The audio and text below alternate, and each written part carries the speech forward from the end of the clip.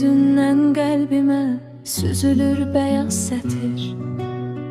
Hər misrası ruhuma cənnət qoxusu gətir.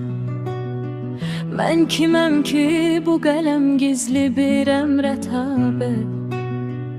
Bu sirri çözmək üçün ömür yolları qısa. Nə fəryadım mənimdir, nə səsim, nə də sözüm. Göyün sirlər dünyası, kainattır hər izim. Qəlbimə nur axmasa, haqq bəsirət verməsə, ruhun sonsuz mülkündə azalaram mən nəsə. Mən sətiri yazmıram, sətir məni yazmasa. Mən sətiri yazmıram, sətir məni yazmasa.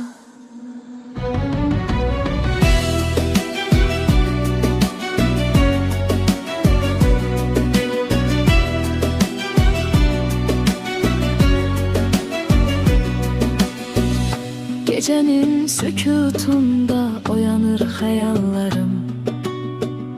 Bir görünməz sehlə bağlanır duyğularım.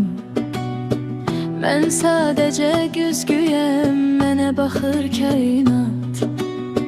Yaradan bu qəlbimə uca sevgi qatmasa.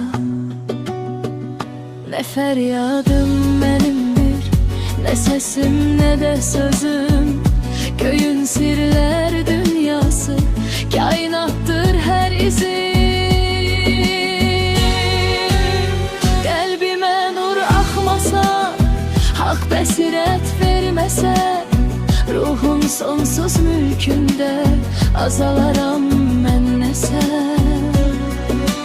Mən sətiri yazmıram, sətir məni yazmasa. Mən sətiri yazmıram, sətir məni yazmasa.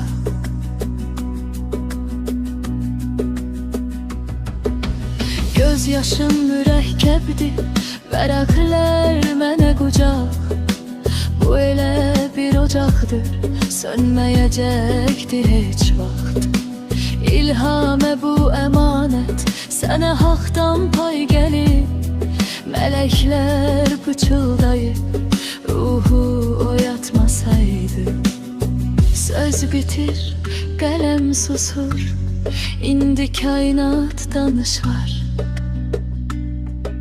Mən yazmadım, mən sadəcə duydum.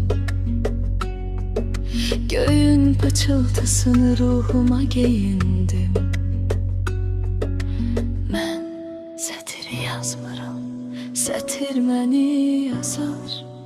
Mən sətiri yazmıram, sətir məni yazar.